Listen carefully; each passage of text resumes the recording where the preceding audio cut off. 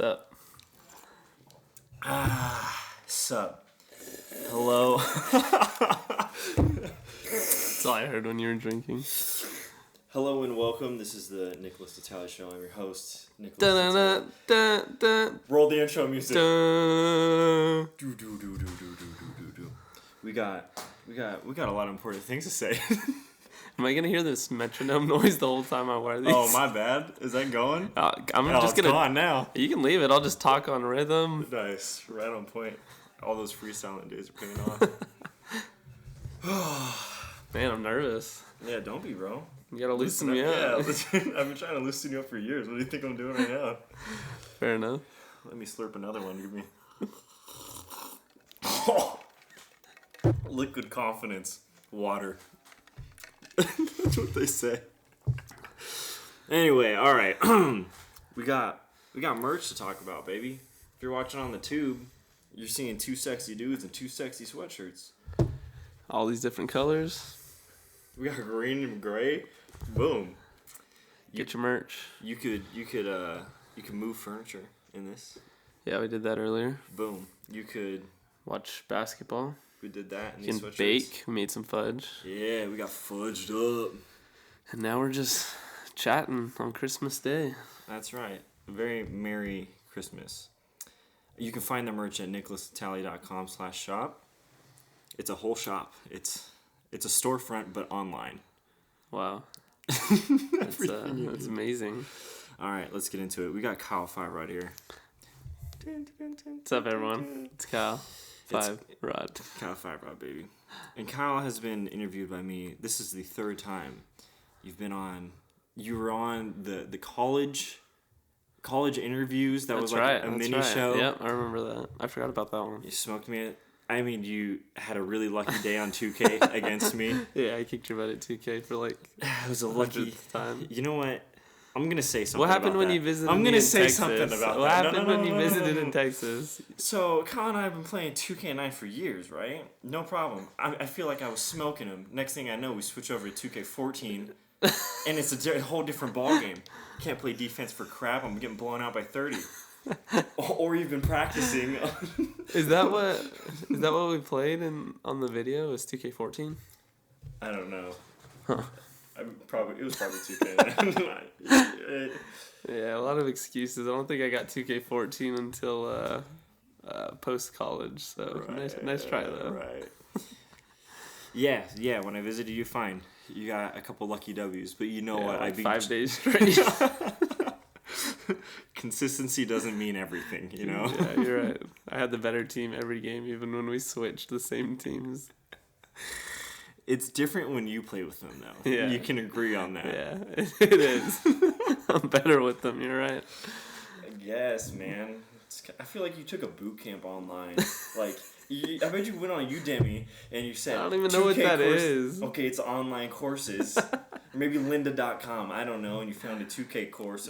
Found a 2K coach, and I just train every day. That's why I moved to Texas, pursue my 2K career. You're running a secret dark web 2K business. Exactly. Yeah, I respect the hustle. There's something to say about somebody that grinds. And boy, do you grind. Thank you. Wake up, grind every day. You're welcome. You know, I heard there's a great app for people that grind. What's that? Grinder. Nice. Find business partners on there or what? That's the type of your business, dude. You're down for that kind of business. Pulling chalks. Alright, back out of that one. Then you're on Tailgate Talks. I was. You were. I enjoyed that one. That was good. I was good. I was solid. And and now you're on the third show, I guess. I don't know what to say about that. Now I'm kind of realizing that there's been so many shows. We're just waiting for one to stick. Like, that's just right. Really, and this is the one. This is the one. But you know what it is? I mean, consistent in 2K, consistent of being a guest on the shows, bro. Says a lot about our friendship. I think it's just who you are, you know? Yeah. Just an overall consistent guy. Thank you. I think. You're welcome. You know, Kyle and I, let's give some context here.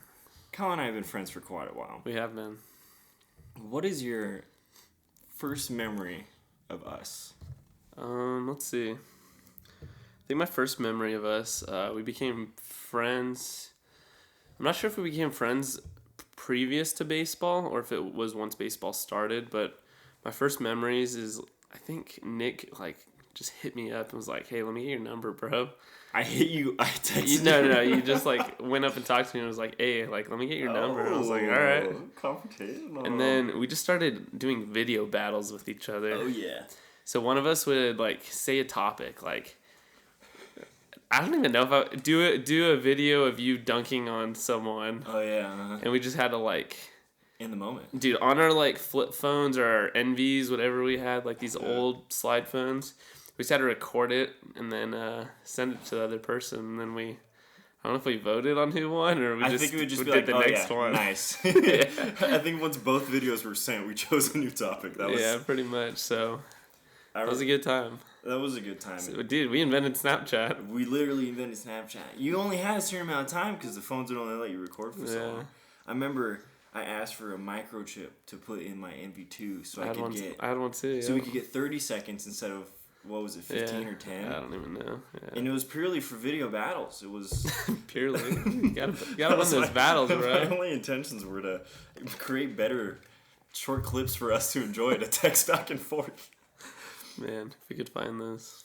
I would be quite impressed. But yeah, those are probably my first memories, just doing that. I remember pretty vividly making our P90X shirts. Oh, I think that was like 9th grade, 8th grade. Yeah. I feel like I have to bring this up. What's up?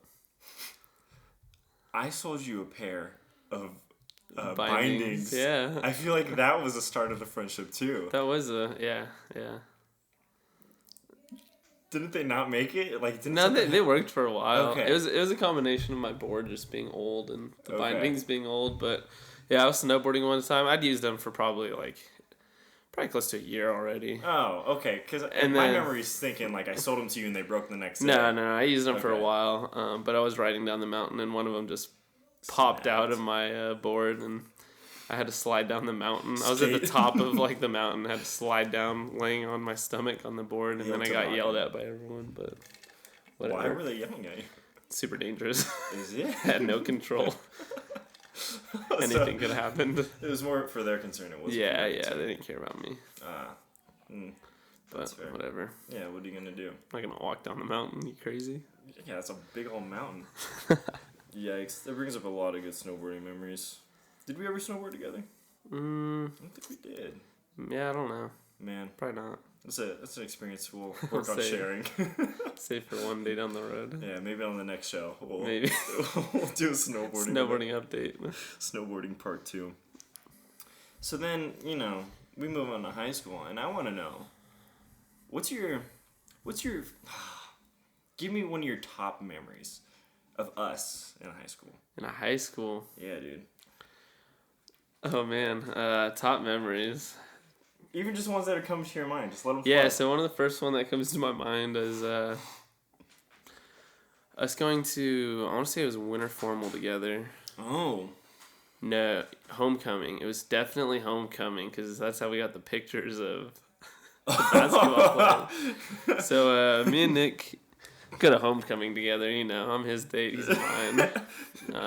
So a wild night of dancing and grinding, just partying, bro. In 10th grade. What grade? Probably 10th, 11th? It was 10th grade. It was 10th grade for me. 11th for me, yeah. So we had a solid night, cleaned up after because we were both in ASB probably. Yeah. And then we took all these glow-in-the-dark basketballs that they had. Yeah. And then they had these printed out pictures, poster size, of each of the basketball players for homecoming. Granted, they weren't very good photos. No, they were very very poor quality. It was like a Kodak. Yeah, and we took 3 pictures, random ones of people we were hardly friends with, and we hung them up in my room, and they stayed there for probably a solid 2 or 3 years until I graduated. Just woke up and had inspiration. Yeah, I just woke up to a random person staring at me. And that was the same night too. Me and Nick had this goal of trying to wake up at 2 a.m. and do P90X for some reason. That was the elite thing for us. Yeah, and It doesn't sound very hard, but we went to bed probably at 1 o'clock. We'll wake up in an hour and just go send it. And the alarm went off, and I just remember like being like, no, like I'm not doing this. Yeah.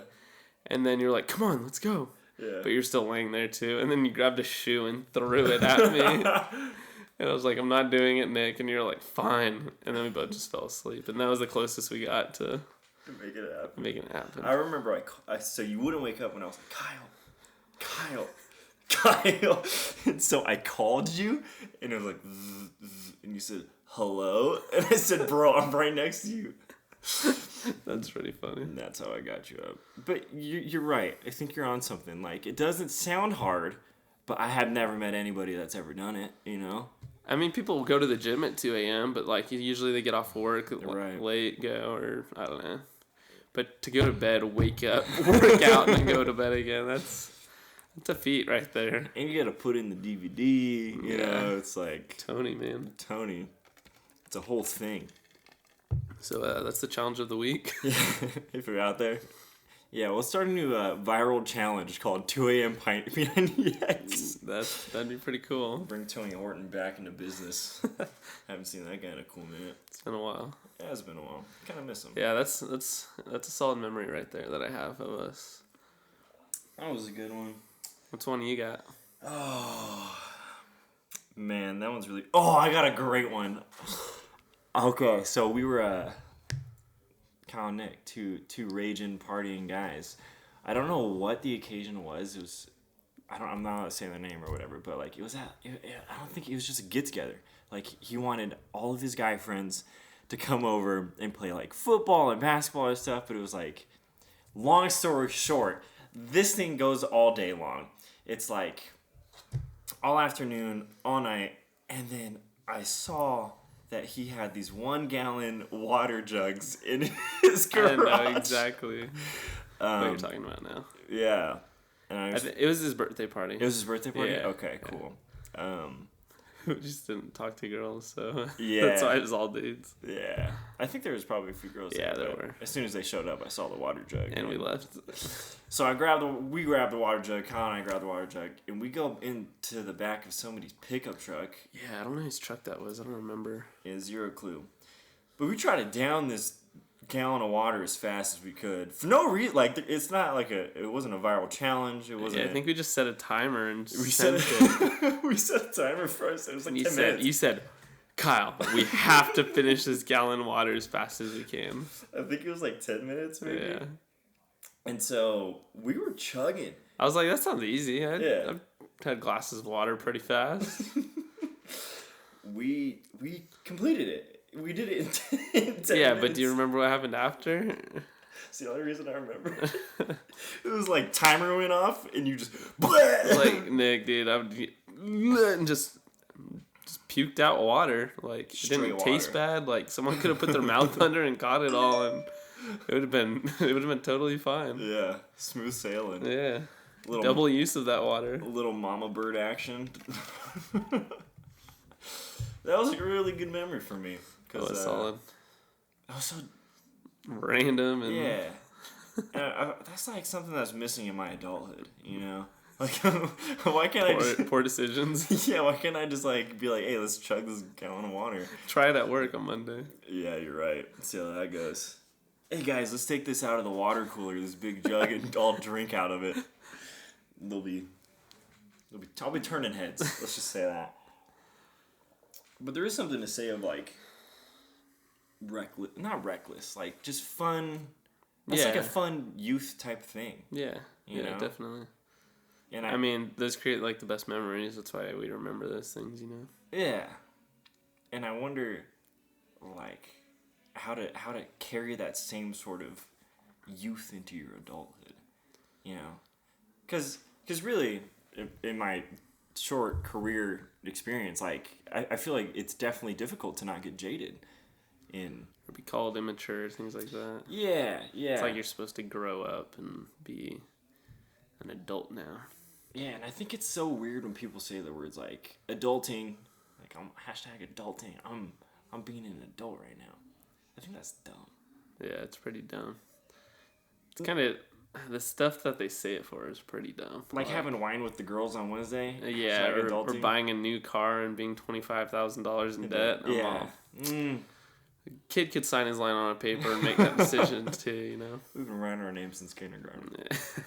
Yeah. Nothing impressing me there, but yeah, it's probably a mindset. Yeah. It's all a mindset. It's all a mindset. Being an adult, just gotta shut it off. Because I've been thinking about this lately. I've been thinking about. I'm gonna hit you. Can I hit you? Punch me right in the face right now. I've been thinking about the difference between being alive. You know what I mean? Being what? Being alive. Like living and existing. That's been my two things lately. Is like taking risks and like not having the fear of additional life experience. You know, like yeah, that makes sense. Like for me, and my just a realistic example is like switching jobs is, you know, kind of a scary thing, but at the same time, it's like getting life experience. Like now you have more variables in your life that you get to learn to deal with and grow. And like you're gonna someday, you know, like why not go out there and do some stuff? Yeah, definitely. I mean, you do have to find like a balance between like living and being responsible, you know? Yeah. But it's like you can kind of make the most out of every day and like still make it a living experience. Like even just going to work and like doing crazy stuff like chugging a gallon of water in a day. Yeah. Or in 10 minutes. That's not irresponsible. Nah. It's healthy. Yeah. Just don't overhydrate. I think someone died doing that. Just one guy. Just one. It was the guy's birthday. He had too many water jugs. That's how he died. Passed away. Died from being too hydrated. You hate to see it. Hate to. Oh. But yeah, that's something I've been thinking about these days. I'm also rocking this chair, making it a rocking chair. It's not a rocking chair if you're hearing the creaks in the back. Could be. You can make it anything you want it to be. It could identify as a rocking chair. It could. You never know. Yeah, you didn't ask. I'm going to ask you a question. Are you ready for it? Yeah, what's up? So, I have a lot of great things to say about you. Thank you. That Yeah, means a lot. Yeah, I do. And I'm not going to say them all right now. I'm going to save them for some time. Maybe a speech someday. All right. Like, not for you, just like a speech I'm going to give. Like, I don't even know if you'll be there, but I'm going to use examples. Sweet. As long as it's, like, recorded and I get to see it. Mm-hmm. Well, so I'll see what I can do. All right. Anyway, one of the characteristics that I think you have that is great is you're a very forgiving guy. Like, you forgive and you're a gracious man. In my opinion, it's my opinion, everyone, is, first of all, where do you think that stems from, and like what part of you is like conscious of that? If that makes sense. Yeah, no, definitely. Well, first off, thank you. You're welcome. Very, very kind. Second off, thank you. You're welcome. Yeah, I don't know. I mean, I think where it stems from is kind of my overall personality. Like, I'm a pretty laid-back person, I've been told. I've had a few friends that have literally tried to annoy me to get me to get upset because they say I never get mad. Really? Yeah. Did it work? No. Too chill. Yeah, we were actually, that's a funny story. I'll run through real quick. But we were hit me with it. Yeah, so it was Mario and Jake. Shout out to them. Hey, shout out we to were them. We were camping in Mammoth, and they just kept like trying to bug me. Like I was trying to sleep, they just kept hitting me with pillows and like pulling me out of my sleeping bag. Yeah. And I just was laughing because they were like, "Oh, we're not gonna stop till you're mad." They kept poking my face, and then they were both on cots, and I just reached on each side and flipped the cots, and they both fell onto the floor, and I started dying. And I was like, "Guys, I'm not mad. That's just funny." Yeah, it's classic. But yeah, that's just my personality. Like I'm a pretty laid back guy, so I think that's kind of where like if somebody like wrongs me or like, you know, needs forgiveness, I'm kind of like not super angry in the first place. Yeah.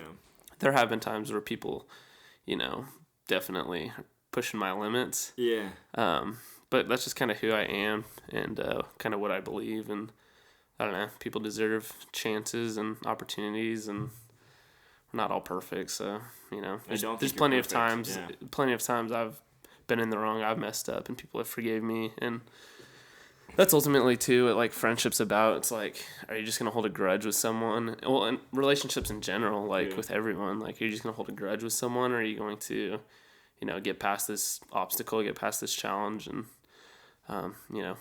forgive them for something they messed up on. Yeah.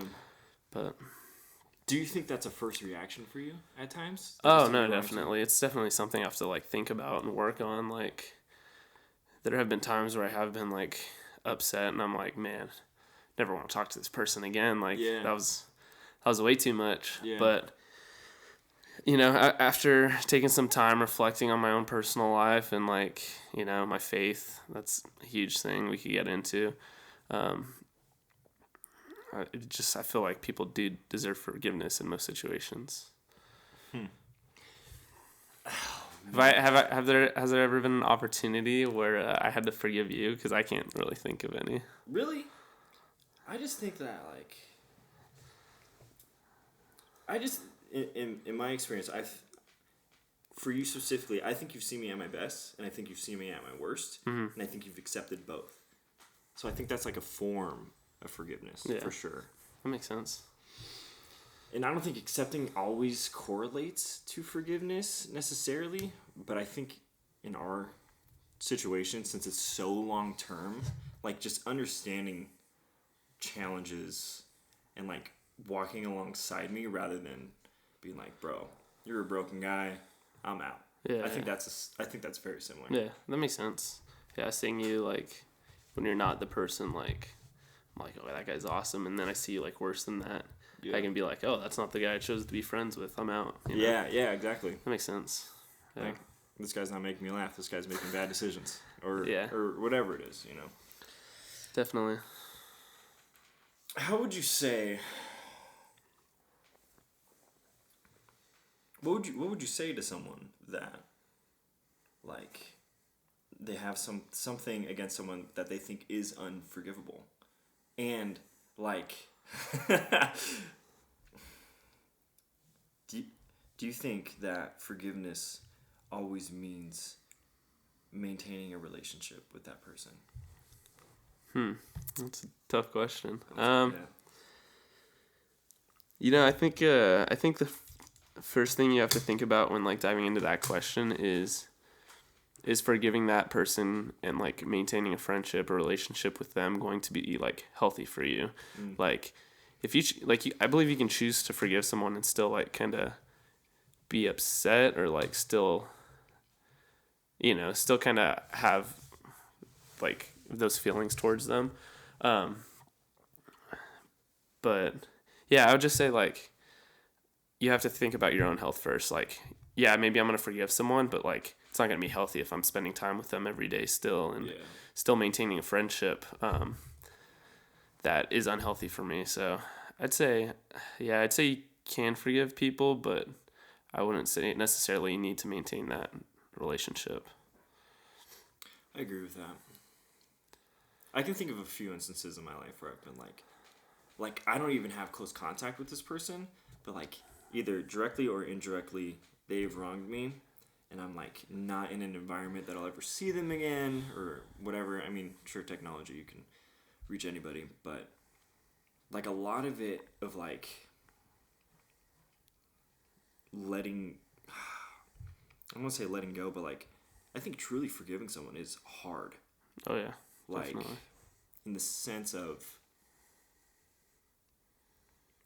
because I think not forgiving someone, you build a sense of hate against them. Mm-hmm. And I think grudges turn into hate for sure. And there's been pockets of my life where I've not wanted to forgive someone, and I know it's cliche to be like, you hurt yourself more when you don't, but I think it clogged like a lot of my life. Mm-hmm. Like I couldn't see people because I would see potential for harm. Yeah. Right? Yeah, it takes a lot of time and energy to dislike and to have that bitterness, Yeah. And even in the capacity of like seeing my friends get wronged by someone and then seeing a similar person be reintroduced into their life that, could very well not wrong them, and being like not as good to that new person. Mm-hmm. And that could be protection or whatever, but that's still not, because it's not forgiving person A. Yeah. And I think that's blocking a lot of like relational, just like health. Yeah, definitely. I mean, yeah, I could see that being a challenge. I don't know. I don't really have an answer for that. I feel like at the end of the day, like not everyone is compatible. Like, you can still choose to be human towards someone. Yeah. But I don't know. I think certain people are brought into your life, and certain people, whether they wrong you or not, like aren't supposed to be in your life, or just for phases. So I think that kind of goes to that. I don't know. Ooh, how do you feel about people that are just for phases? And how do you know? Oh man. How do I feel and how do I know? I definitely agree with that statement. I feel like God brings people into your life for certain situations, for certain phases of your life, certain phases of their life, for you to help each other get through difficult times, things like that. How do you know? I think God makes it pretty clear. In my life, I feel like a lot of times, like, I like maintaining relationships. Yeah. And even if they're not healthy for me, like, I'll still, like, pursue them because, like, I want to be in people's lives. Yeah. I want to have more friends, like, have more connections. And I feel like God's made it pretty clear, like, in the sense where maybe they'll just stop talking to me. And, like, that's usually a big one, is, like, they'll kind of cut ties. And I'm just like, man, thanks God. Like, I'm glad you gave them the discipline or whatever. Yeah, discipline to do it, because I didn't have that. So yeah, I mean, in the end, like, all those people were there for a reason and got me through like tough times, or I've got them through tough times, and like, I think it's very purposeful and very meaningful. Like, there's a lot of people I can think of in high school who, like, I was next to them through like some of their darkest times. Some people, like, who I barely even knew at the time. And probably haven't talked to them since, that conversation. So yeah. I think it's definitely a true statement. Do you think there comes a point where you're, I don't want to say play a role, but like understand that could be your role? Like, are you ever aware of that? Because in my very recent times, I've been seeing myself in like little glimpses of people's lives where I'm like popping in and like providing something for them, and I'm like, my mindset's always to be what you're saying, like maintain the relationship, be consistent, because that's like growth and like very healthy for relationships. But like, is there a time where that's your role, where you're stepping into someone's life and like, this is only for a season, quote unquote? I don't know. I think that's hard to kind of know, like, beforehand. I think that's kind of a role you step into, and you're just, like, kind of out of the goodness of your heart and, like, desires just to, like, help them and be there for them. And then whatever comes from that after, like, sometimes they are lifelong friends and sometimes they're not. But I don't think there's a way to know beforehand if that's your position. I think I have talked to a few people where they feel like they're really there to, like their purpose on earth is just to help people. So maybe they have more of a mindset like, oh, I helped them through this. All right, now time to move on. But for me personally, like, my mindset's more like, oh, I helped them through this. Like, we got through this together. Like, we're going to be good friends now. Yeah. It's long term. So it's perspective. It's what you feel your role on earth is. Things like that. I agree. This is huge. Choosing your friends. And I'd be curious as to how you would say your friends growing up contributed to your character, and how you choose your friends now as an adult. Yeah, I mean, so one of the first things I look for with friendship is, like, if they have a similar sense of humor. That's why. Number one? Yeah, probably. I mean, look around my friends, and they're all very similar to us. Yeah, a lot of my best friends are have Hot a Rod very fans. I have a very unique personality and very, like, I don't know, playful spirit and Yeah. just want to enjoy life. So I think that's the first thing I look for. How I choose my friends now, I feel like, that's influenced and definitely very similar. I think now, being older, maybe I'm a little more open to, like, thinking about, like, I don't know, long term and, like... Oh, really? Yeah, I think so. I don't know. I mean, for me, like, I'm in a place in life where I'm going to be moving all the time. So, like, if I'm going to invest in someone, like, I know, like, 2 years, a year from now, we're going to be, like, on different sides of the world, possibly. So, like, I feel like I'm kind of intentional on, like, who I'm friends with, who I choose to share my time with, because, like, I don't want all these, like, very shallow relationships that, like, I'm just kind of wasting time, Yeah. Yeah, that makes sense. So how would you say your friends contribute to your character? So, sorry, I skipped that one. How dare you? How dare I? You don't skip questions on this show. Yeah, I know. I just maybe in the other ones, that, but not this one. That. My bad. Sorry, it was right here in front on the paper too. I just totally forgot. Yeah, my bad. Let's see. Good thing the camera turned off. Nobody will know if that's true or not. Oh, it's true. That's me crumbling it up right there. I just ripped it. I ripped it again. Man, you don't even have to add sound effects later. We can do them all. Yeah. Ready? Just. How did you do that? Man, is that real? Yeah, dude. I just threw a penny into a pond. Ready? Yeah. Make a wish. There we go. What are the other ones you got in there? That's about all I got. I got this thing. The old tobacco can. I don't got it. I feel like you can snap. Wow. Well, this is a snap, and this is the middle finger. Ready? How did you do that? He's doing all of his fingers right now for you listeners at home. And that, folks, is how you dodge a question. I'm just kidding. If you ever find yourself in an interview and you don't know what to do, snap with all of your fingers. Just start making random noises. Say, have you heard of Little John? Snap your fingers. And then just go off. You'll stay That's up. funny. There's actually a guy on America's Got Talent named Bobby Badfingers, and he did like a whole song snapping. He's got bad fingers? I guess. Sounds like he's got good fingers. Yeah, and that's kind of how I tried that, and I was like, oh, I can do that too. That's kind of cool. I don't want to see it one more time. Can I see it one more time? Yeah. Just, yeah. Ready? Yeah.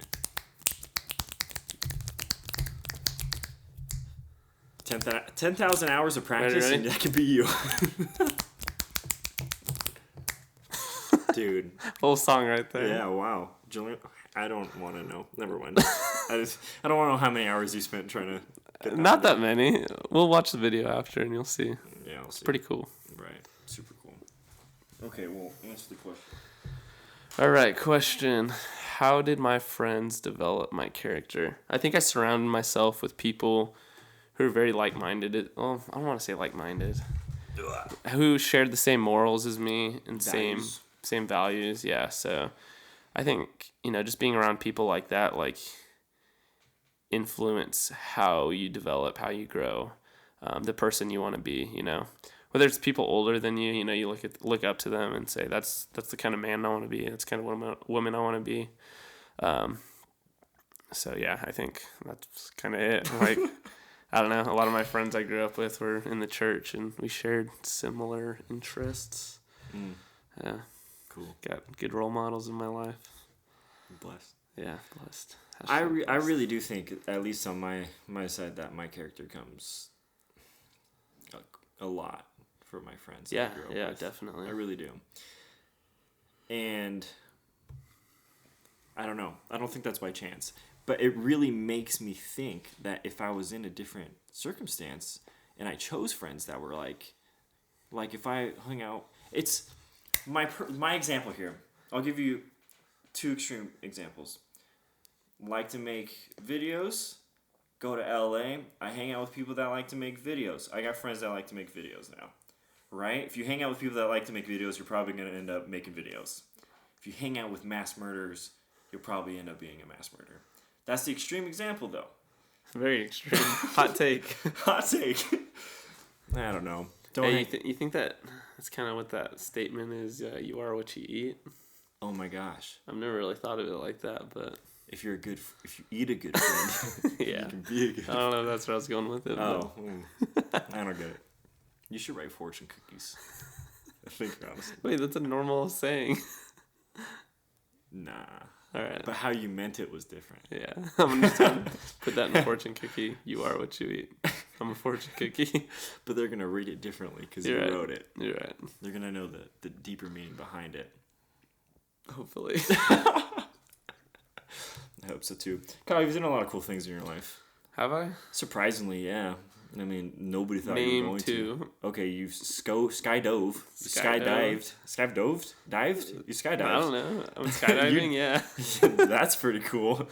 Thanks. I'm going to try to say something other than travel that I can think of that you've done is cool. You fly planes every day. Yeah. Pilot. That's cool. That's cool. Let me think of another one. Have you gone bungee jumping? I have not. Yeah, I didn't think so. That's not very cool of you. Yeah, I'm pretty lame. I'm just kidding. I got 2 whole things. It's pretty good, though. How do you think skydiving compares to flying planes? Oh, man. Let's see. Skydiving was a lot less adrenaline than I thought it would be. Yeah. Because you kind of just, like, are strapped to someone. I mean, maybe it'd be a different experience if I, like, actually got my, like, skydiving cert and, like, did it by myself. Yeah. But the times I've gone, it's just, like, you're kind of strapped to someone and you just kind of fall out and they do everything. Yeah. So, I don't know. It wasn't a lot of Were you adrenaline. on the front or the back? You're in the front. Okay, that's good. He was in the back. Yeah. He, she, yeah. Oh, you don't know? No, it was the guy both times. Oh, okay. But yeah, I don't know. It's not a lot of adrenaline just because you kind of do it and it goes by quick. Yeah. And I kind of knew I'd be okay. Like, I don't know. Flying planes, I get a lot of adrenaline before it because I like know I'm being graded on every little thing I do. So that's kind of where that comes from. And just like doing loops and like rolls and the crazy stuff they let us do. That's that's pretty exciting. And knowing like you're in control of all that, like just putting the aircraft into a spin where you're literally facing the ground spinning and you're just like, whoa, this is gnarly. How do you...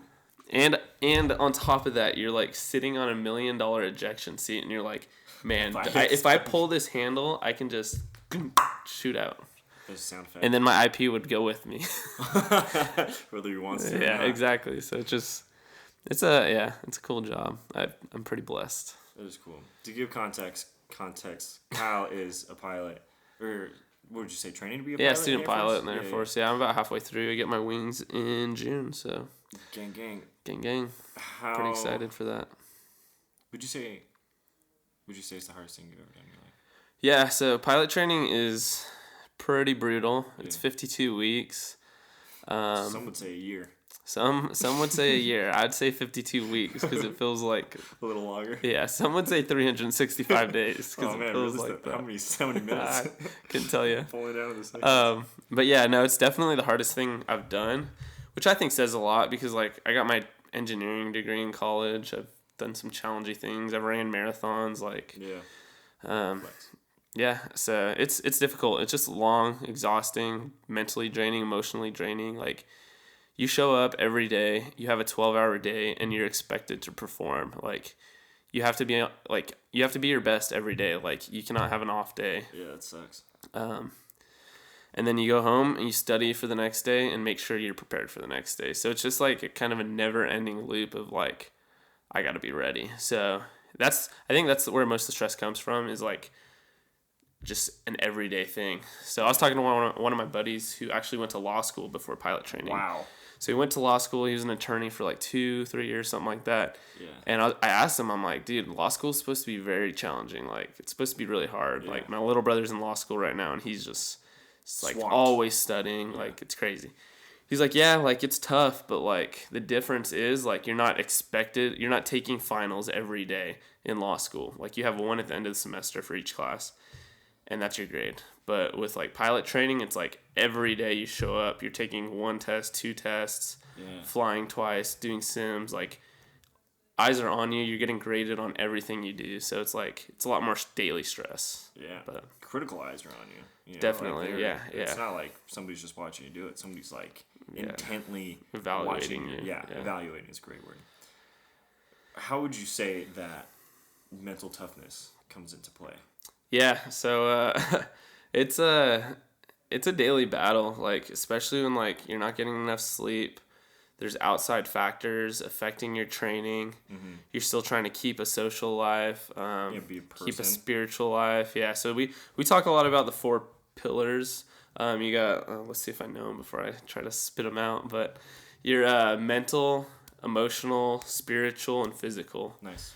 So you just kind of have to balance those things and like, yeah, maybe you had a long day, but like still important to go to the gym and probably like release some of that stress, and For sure. still important to call, loved ones, friends, family, and like, just have those relationships and not be cut off and just like get home and start studying. So it's all about finding balance, and that's kind of where like mental toughness comes from. It's about balancing your time, your thoughts, your emotions, things like that, and really just like, prioritizing things. That's so interesting. How would you say? What does mental toughness look like in regards to balance? Like, does the toughness, is it found in the discipline, or is it in controlling those emotions, thoughts, physical? Honestly, I would say mental toughness is like more of the controlling. Like, okay, I don't think toughness means like you're not allowed to have a bad day. You're not allowed to like be upset. Like, there's been plenty of days I've gotten home and I'm just like, in my head, I'm like, man, I can't do this. Yeah. And like, for me, like mental toughness is saying, okay, I just need to take a break from all this. Need to go shoot hoops. Need to go work out. Need to just like, it's okay to like, I don't want to say be weak, but like just to like shut off your brain for a little bit. And so I'd say mental toughness comes more from just like kind of knowing what you need and like taking care of that. Wow, I've never thought of that perspective before. Oh man, mental toughness can come from knowing what you need and then doing it. Yeah. So it's not the thought of. I'm also curious in the on the side of negative thoughts. Like you have someone evaluating you 24/7. You have fatigue coming into play. You have this program is so long. Can I do it? I'm sure those are just thoughts that come into your mind. Oh yeah, daily. How do you navigate through negative thoughts to keep your eye on? Yeah. So I think a great answer for that is like sometimes being tough is relying on other people. Like there have been plenty of days where I get an unsatisfactory on a flight. Like did terrible. They straight up told me you did terrible. Yeah. You got to redo the flight. And I just got home and I'm like, dang it. Like I don't even want to be a pilot. Like I suck at this. Like I'm 20 flights in and I still can't get the hang of it. Like obviously that's not that many, but a lot of us have type A personalities where we hold ourselves to like these standards, these expectations. And I just have to like, there's been plenty of days like where I'm just like upset about it. Don't think I can do it, want to quit. And like, I'll just have to call my parents, call my brother, call you, call one of my friends. And I've said it to them. I'm like, I don't know if I want to do this. Like, I don't know if I can do this. And they'll just be like, well, just try at it. Try it again tomorrow. Like, keep trying until they tell you, like, hey, you're not cut out for this. Yeah, exactly. And I think that's kind of how I personally deal with negative thoughts is, like, leaning on other people. Okay. Like, yeah, you can be tough and say, oh, these are just thoughts. I'm going to get through this. Like, prideful, I'll do better tomorrow. But, like, I think sometimes it's okay to be vulnerable and to, like, express those thoughts to other people and to have them remind you of the ultimate goal. Like, ultimately, you're going to kind of have to hold yourself accountable to that and be like, okay, I'm here for this reason. Yeah. This is what I want. I'm going to get to that point. But I think at times, it's okay to lean on other people, your friends, your family, and like, I think that's what they're there for, get you through tough times. Yeah, I agree. And I think the prideful part of us is thinking that nobody else ever has these thoughts. Yeah. Right? Oh yeah, definitely. That's one thing that's been pretty beneficial to me is like, I'll be talking with friends like through pilot training and I'll be like, dude, I just had a terrible day. Like, I don't know if I can do this. They'll be like, they've literally told me like, I'm so glad you said that. Like, I was literally having that thought yesterday. Like, I thought like I wasn't cut out for this. Like, I'm doing terrible. Yeah. And like the more people you talk to, the more you realize like almost everyone's having these same exact thoughts as you. And, like, leaning on each other is what's going to get you through it. Yeah. And you're not going to get there without being vulnerable. Exactly. And real and open. Exactly. You don't want to deal with all those feelings on your own because that's kind of what mentally drains you. And Yeah. It's like fighting a battle inside, like, on your own. Like, I don't know, you can't. just don't want that. Yeah. And I think on the flip side, if you're the one that's receiving the call from somebody that's, like, being vulnerable, a good, like, rule of thumb is, like, hold a mirror to them, you know? Like, this is what you're not seeing. Yeah. You know? This is who you are. And just kind of remind them of those things. Yeah, definitely. Someone told me once, like, you constantly have to be, like, getting filled up and also, like, being poured out. You don't want to overflow and you don't want to be too empty. So it's like you got to pour into people, but you also have to be poured into. Yeah. It's like a waterfall effect. Yeah, just... It's almost like a... Can't even do it. Laughing. It's like a slinky going downstairs. Yeah, there you go. Except there's 1,000 slinkies all going at the same time. 1,000 million slinkies. Continuous slinkies. That's wild, man. That's pretty cool stuff. Yeah. I'm proud of you. Thanks, man. I'm very proud of happy. you. Oh, thank you. Why? For the show? Yeah, dude. Because the show's going so well right now? Oh, it's gonna blow up. It's only a matter of time. I think so. You got any embarrassing things that happened to you lately? I've been, we've gotten some cool stuff about you. I'm kind of trying to... Lighten the... Let's even it out here. Alright, embarrassing things. Oh, man, I'm sure there's plenty, man. That's, you kind of put me on the spot here. Have you ever gotten a math question wrong before? Can you tell me the question that you got wrong? Yeah, dude, I'll give you a great example. Really? Yeah, I was in what grade? 4th grade? You're lying. Is this real? This is a real question, yeah. I was in 4th grade. I was on the math team. Oh, great. And this is tough to say. Oh, dude, don't tell me. Don't tell what? me. Okay, hit me. I'm ready for it. All right, so I was on the math team, and we did this relay thing. You ran up, answered a question, flipped the card over, and someone else goes. Yeah. And it was a competition between all the schools. And I remember I ran up there. Yeah. I was in 4th grade, so this was kind of a tough one, but it was 11 times 11. I was like, ooh, easy, 122. Oh. Ran and sat down, and then I was like, it's 121, man. Oh, bro, the one we that lost. got away. We lost by one question. No. Yeah. Dude, never live it down. Never live it down. So, regrets. Sorry, everyone I let down that day. For any of you 4th graders out For there all you listening, 4th graders, there's still 120. pretty sure it's 121, right? I'm pretty sure, yeah. I tried it in my head. That's Okay, the good. same answer I got, but we could both be wrong. All right, well, we'll be wrong together, hopefully. Yeah. Not. Yeah, hopefully not.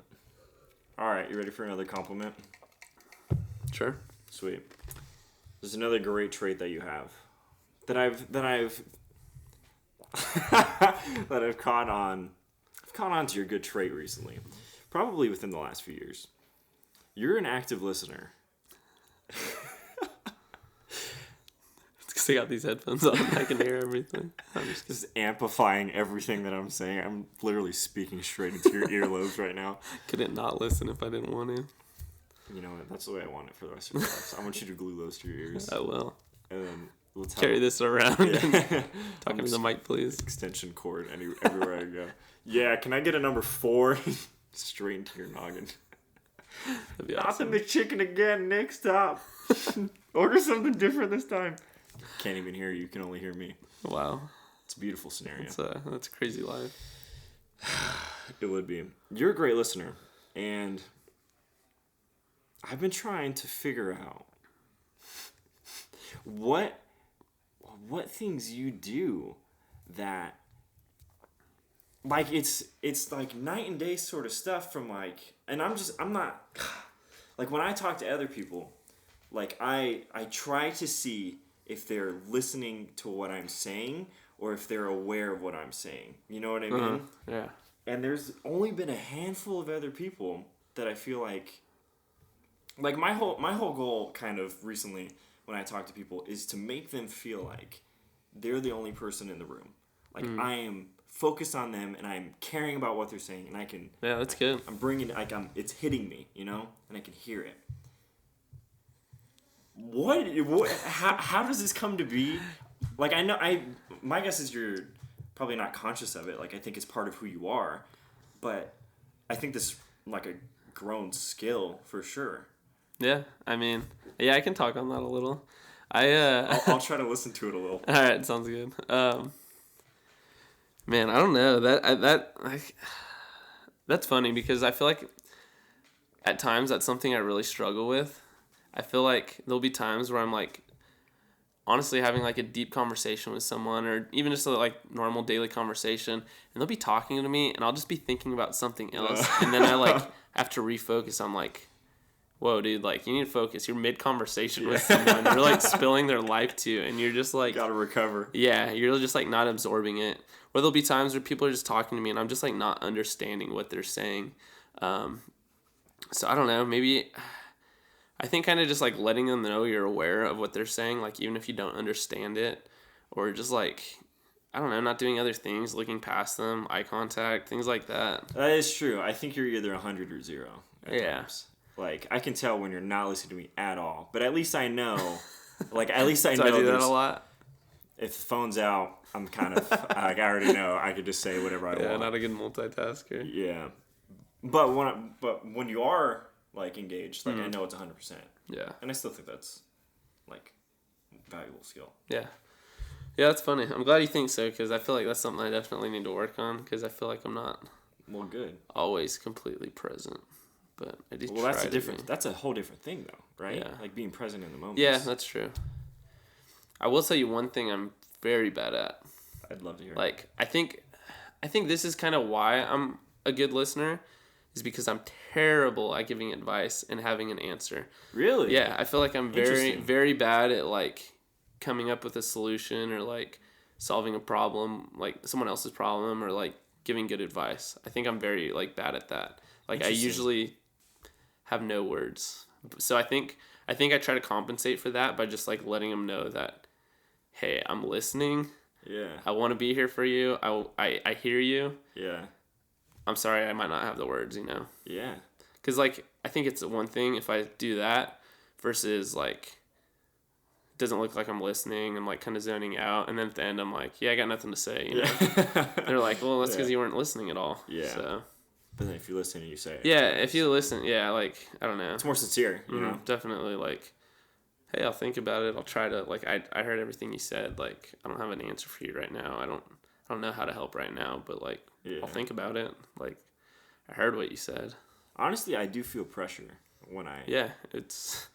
When I fully listen to somebody's problem, I feel pressure to, It is a lot of pressure. And I'm like... They're pouring out, you know, very vulnerable parts of them, and... Yeah.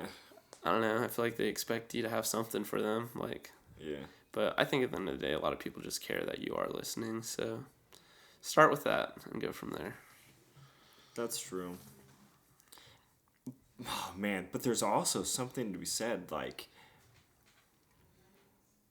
being someone that people feel comfortable telling those things to. Because you could be the best listener in the world, but, like, give off... You could be untrustworthy, for one, but you could also be off-putting in some way. Like, have you ever met someone and, like, it's not that you don't trust them, you're just like, I would just never tell them that. I would just never tell them anything. Oh, yeah, definitely. I don't know. Is body language, like... I don't know, it's... Personality? Yeah, personality, friendships. Like, you're going to tell the people you're closest to, the people... Yeah. I don't know.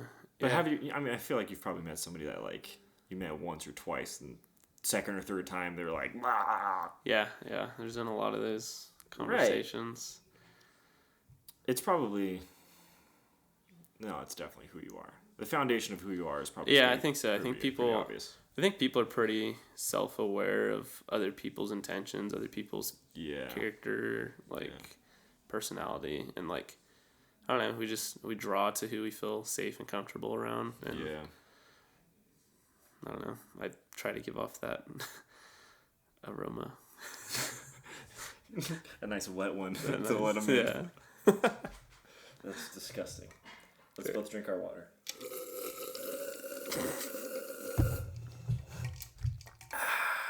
Delicious. I can shoot water really far out of my teeth. I bet you I could shoot it farther. Which tooth?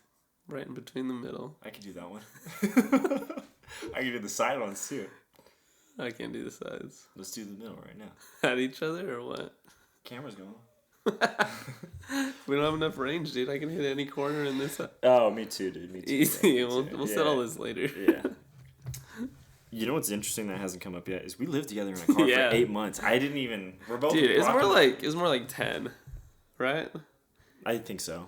Yeah. I was just going. Yeah. I guess I moved out technically January because we left to Asia, but I moved in end of March. Let's say you moved out in March.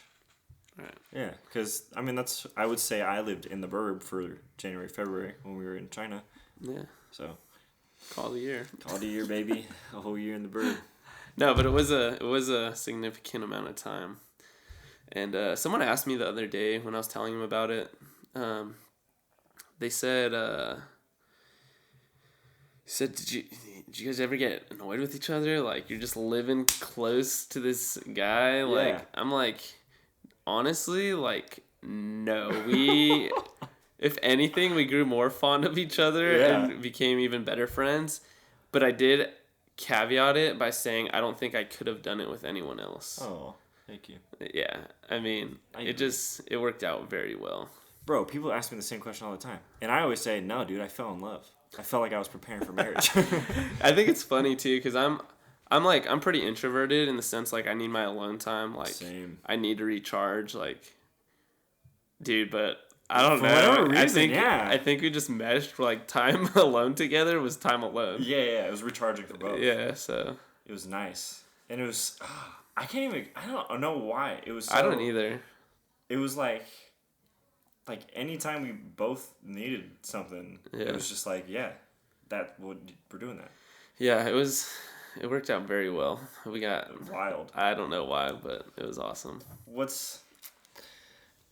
I would like to. Where was your head at before moving into the burb? Uh-huh. Let's start there. Where was your head at? Yeah. Yeah, dude. So first thought of it, first conversation of it, like, hey, I got hired at this company. Like, I was like, you told me, you straight up said, like, I have an open bed. You're more than welcome to live with me. Yeah. I was like, heck yeah, dude. That's awesome. Like, I've seen what you've been doing on YouTube. Like, it looks so much fun. Of course I'm going to do it. And that was my first thought. And I think I had that thought all the way up until, like, I packed up my car and I drove down there late that one night, the day before I started work.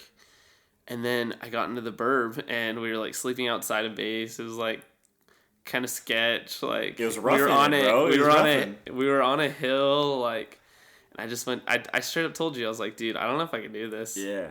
Like, every night. This sounds rough. And you're like, you said, just give it 2 weeks. You'll fall in love with it. Yeah. I was like, all right, dude. After that first night, it was rough. It was rough. Yeah. And I went onto my computer and I just started searching for apartments. Yeah. I was like, I'm just going to get a place. Get me out of here. I'll spend $1,500 a month for my own room. Like, who cares? Like, at least I'll sleep good. At least I'll have a bed, a real bed. I'm not going to diss the burb. It was a real bed, but 4 walls. Inside, and so that was my thought after that. I think about a week and a half in is when, like, the roughness of it was, like, subsiding. Yeah, it turned into fun. Yeah. It turned into, like, hey, this is normal life now. Yeah. PB&J's every meal? Okay. And then I think we started to get more of a, like, routine. We started to get more comfortable with, like, a daily schedule. We found, like, a good place to, like, set up camp. Yeah.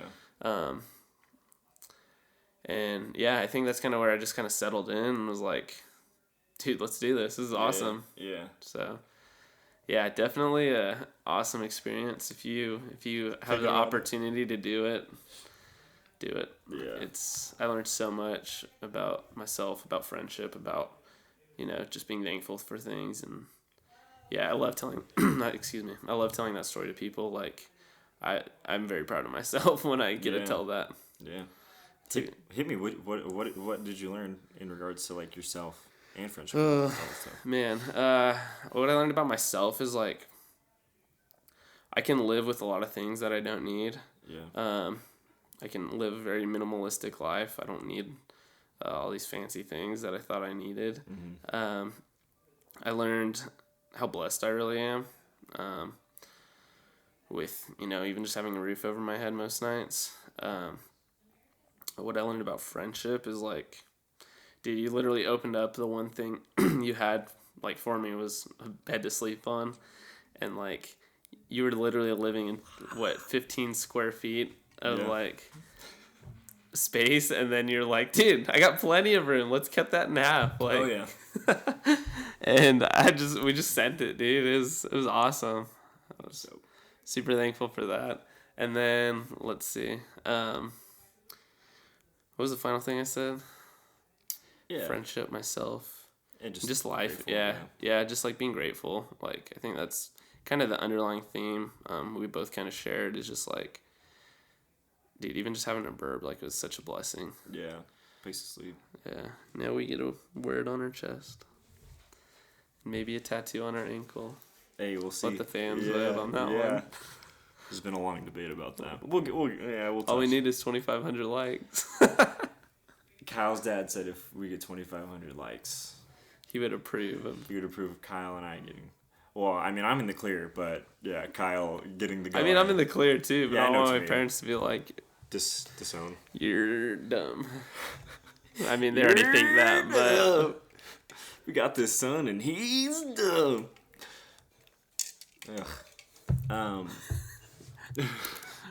What are some of your top memories from the burb? top memories. Dude, playing basketball was a good one. Just, Oh my gosh, I we played forgot, so yeah. much basketball. The military police knocking on the door, that was a good one. Yeah. How'd you handle that? It's one of my faves. Love that story. Yeah, dude. So I just pulled out my ID and said, like, No, hold on. You gotta backtrack. I don't. You gotta do the What's whole the whole thing. thing? Oh my gosh. All right. Let me set the tone. We're sleeping. Or no, we're not sleeping. We're both chilling in the burb, but Maybe chatting, getting ready to sleep. we were chatting, and I remember I had changed into clothes to sleep in. So I was wearing basketball. Oh, not this was in the military police. This was the random dudes. Oh, that was the dudes. Military police. I don't. Oh, no, yeah, no. what was I'm that? thinking of the dudes. I wasn't there for. Was I there for the military police? I don't think I was. No. I'm thinking of the dudes that just You're like thinking of the knocked dudes. on. Yeah. Yeah. But you were so. The context is you were fully dressed in business, and I had my shirt off, but the blanket was covering it.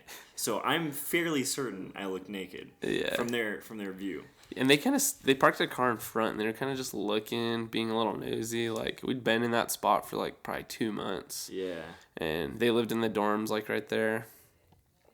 And I think they finally just had it. They were like, we need to find out if someone's living in there. Yeah. And They knocked on the driver door, yeah. and you popped out of the back door because that was the only way to get out. Freaked him out right off the bat.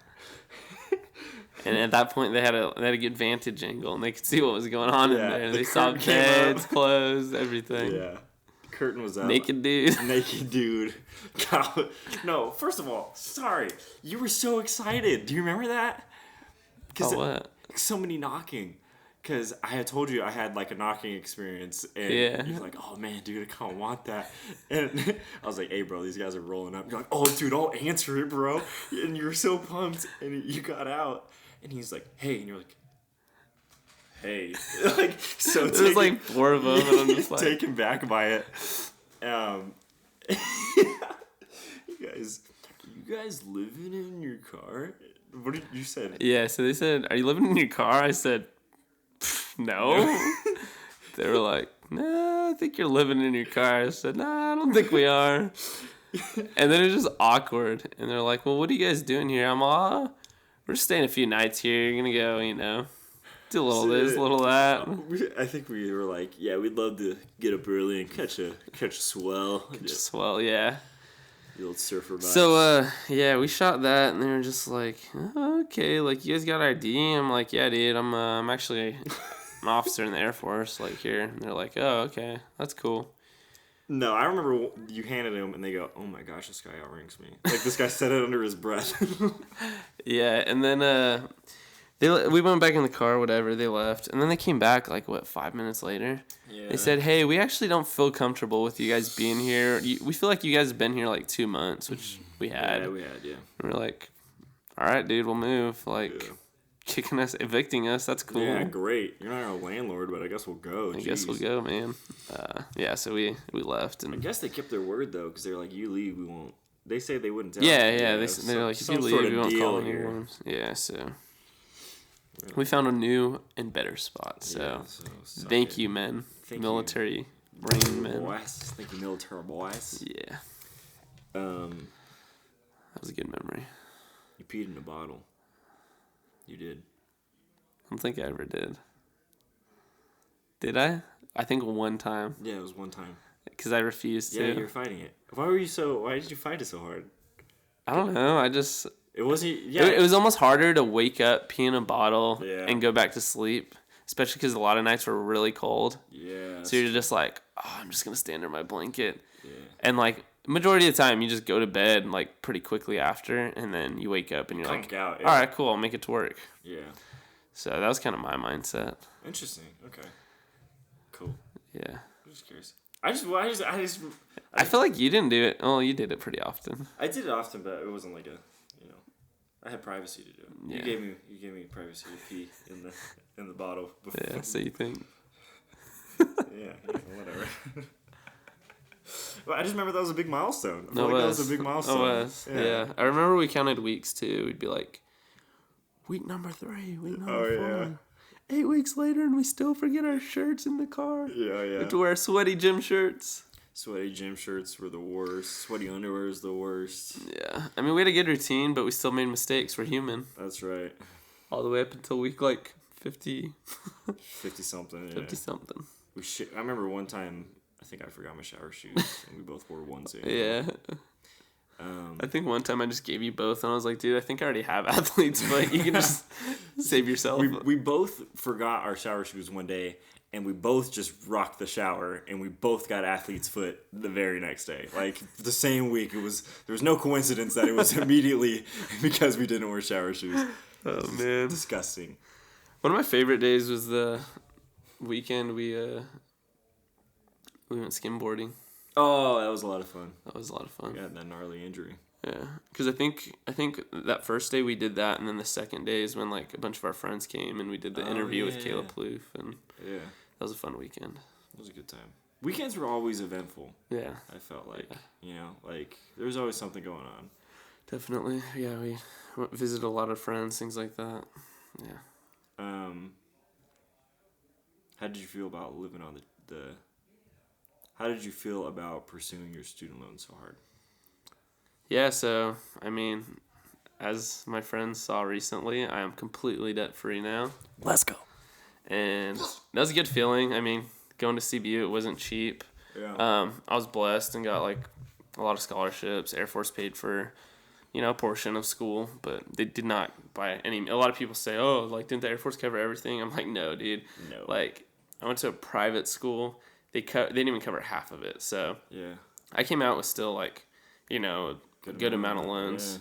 Yeah. So for me, like, dude, getting a paycheck and just being able to put the whole thing, it was bittersweet in the sense like, oh man, I just worked 2 weeks, got all this money, and now it's gone again. Like, nothing to show for it. Restart. Yeah, but at the end, like, you see that number going down, it starts to become like a very attainable goal, and you're just like, man, I'm getting pretty close to zero. This is awesome. Yeah. And then I finished it up once I got into the Air Force, and yeah, knocked it out pretty quick, and yeah, it was a good feeling. But come on now, we were both not eating very much. We were we were starving ourselves, and I would imagine we were both like, we were fatigued for sure. And there's a mindset you have to have there. Oh yeah, definitely. Yeah, you have to prioritize. Kind of, I don't know. I feel like having you there was an easy motivation. Like, accountability, definitely. I don't know. It became like a fun challenge almost. Yeah, like, we did. It was pretty playful. Yeah, playful, like it in a seriously playful thing. Yeah, like it was fun to do it. We only have fish sticks left. Let's see how few we can have. This is fun. I'm hungry. It was such a great time. No, but it's all about making the most of it, and having someone to share it with was, definitely a much easier experience. Yeah. At least from my side, I didn't get to do it solo. Yeah. Like you. Solo days were rough. They were really tough. One of the most wholesome moments for me, and over the course of our burb experience together, was it just meant a lot to me. Is I had like $2,500 left on my student loans, or it was $4,000, I think. I had $4,000 of student loans left, and I had $2,000 in my savings, and I had like $22,000 in like $150. So if I did out, I had $150 left. And I was like, bro, I could pay him off right now. And you're like, do it, bro. Do it. And I was like, I would have no money. You're like, anything happens, I got you. Emergencies, like, I'll cover it. And I got to do it. I thought that was really cool. Thanks, man. Like, yeah, like that was huge. I was like, what if something happens to me? You know? He's gonna drop some dough? That's crazy. Dude. I mean, I feel like that says a lot about our friendship because I know, like I said it because I knew you'd do the same for me. Like this was a huge goal for you. You set out to do it like right after graduating, and like you spent a lot more on your loans than I did. You know, like you came pretty far. You grinded out for like you know, it took 11 months about. Yeah, 11 months. So I was like, dude, you're at the end. I get to be a part of this. Like, send it, man. Like, I'm here for you. So we did it. I don't know. I feel like if anything, I feel more blessed to be able to like be there for you and like be a friend in that situation and someone you could count on. So happy it was you. That makes me too.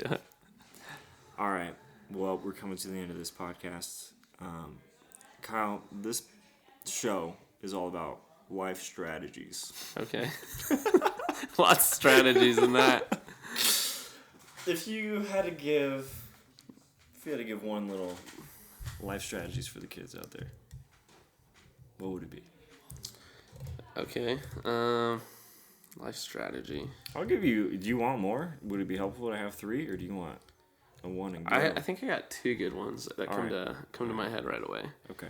So I think one thing I'm really passionate about is like, and I feel like I've made that clear with you as well, is just about like pursuing your dreams. Mm-hmm. One thing, like one of my dreams in high school was to become a pilot, and like now here I'm getting to fly planes every day. Yeah. And there were times where I thought it wasn't going to happen, times like where it shouldn't have happened, and now here I am, like very close to it becoming a very true reality. Yeah. So I'm pretty passionate about that, and I feel like I've made that clear with you. Like, you've told me what you want to do in life, and I've encouraged you. I feel like to chase it. So I think that's a big one in life, is just going after what you want, going after what's going to make you happy, and like not letting anything stand in the way. Like, and it's a pretty cliche thing. A lot of people push that, but I think it's very valid because we do get comfortable, we do get into the rhythm of things, and there are risks you're gonna have to take to get there. Yeah. So I think that's a good one. Good strategy for life. A little life strategy for you there. Yeah, some X's and O's right there. Run the pick and roll. You know what? I'm gonna piggyback on that. That's not my life strategy. My life strategy. I'm just piggybacking on it. The older you get, the more like you having that dream in high school. I'm sure everybody was like, "Oh yeah, be a pilot, Kyle. Like, that's tight. Like, do it." Just, you grow into adulthood, and it's like people no longer like. I mean, I won't say nobody, but like my support group for sure. Like my friends and people that know me are gonna support my stuff. But like the older you get, the more jaded people get, and they're kind of like, yeah, definitely. When are you just gonna settle? And yeah, like, Nick, you got this great job as an engineer. You're making good money. Yeah. You're comfortable. You're saving all this money. Just keep doing that. You're not happy, but just keep doing it. Like, people would die for the position you're in, you know? Yeah.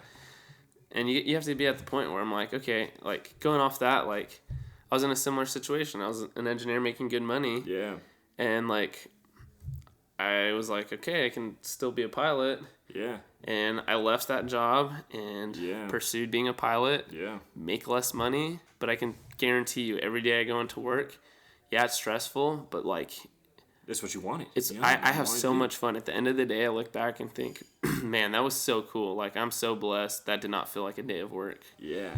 So I don't know. I feel like you need to get to that position, whether people, just breaking your comfortability. And that kind of goes into my next point too.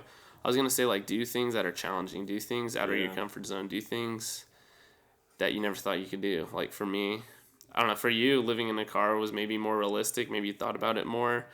I don't know. I feel like that's more your personality. You just kind of send it. You have an idea and you go for it, which I freaking love. Yeah. But for me, I'm like, I don't know. I try to play things more comfortably. Yeah.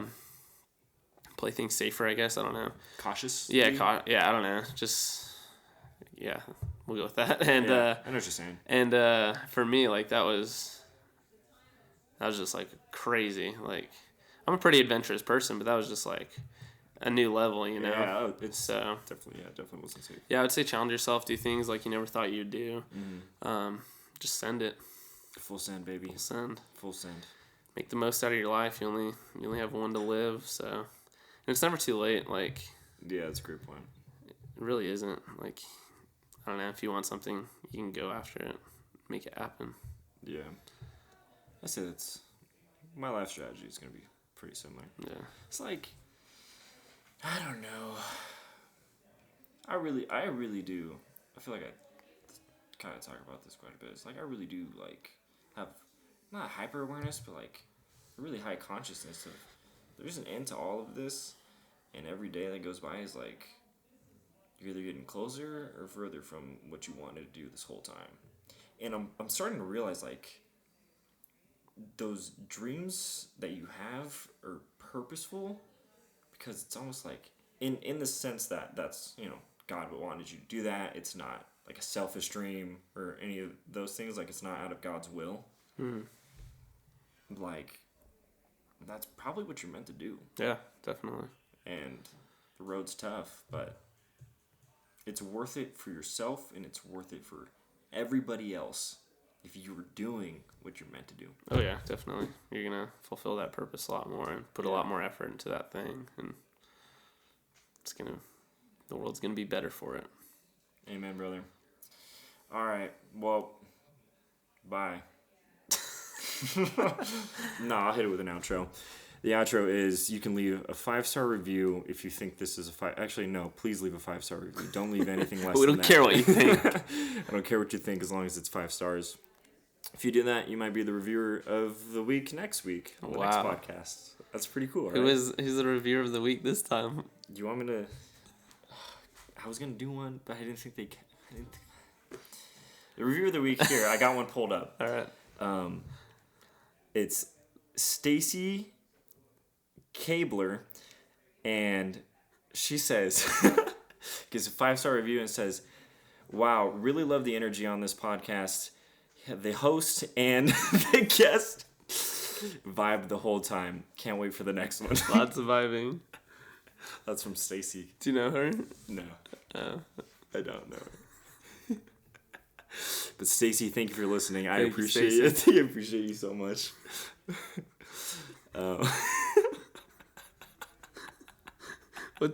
What's her at in case people want to like follow Stacy?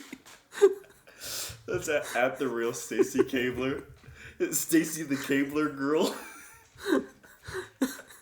Oh man, we just made you famous, Stacy. You're welcome. You know what? Everybody go follow Stacy Cabler. She could use a couple follows. She's a real big supporter. This could be you next week. This could be you next week if you leave a 5-star review. That's right. Kyle, where can they find you online? Yeah, so you can go on Google, type in Kyle Rodriguez. A lot of weird stuff will pop up. Oh yeah, yeah, of me. Blacking out. Yeah, there is a video of that. No, but like we talked about at the beginning, you can find me on, I think, all social media platforms at Kyle5Rod, not Facebook. That's not my real name, not my legal name. That's what they say on the documents now. Please sign your Facebook name. It's a legal name. You guys are. Yep. So Kyle5Rod, number 5. Yeah. Kyle Rod, the alphabet. Let's see, what else do I have? Dude, you got a YouTube channel, bro. It's pretty inactive. I do not have a YouTube channel. Well, I have one video. Sincerely awesome. Oh, and yours. No, I made it personal, and I made a vlog with you. Yeah. I thought it was pretty funny, but... When are you going to bring that back, bro? Too much editing, man. Yeah, it's a lot. Dude, there's vlogs out there that are real boring. I'm sure you could just not edit it. Stay tuned, though. I do, after pilot training, I want to come out with something. Yeah. Talking about, I don't know, flying, careers, things like really that. Cool. So a pod? Pod, maybe. We could do a pod swap. Pod swap?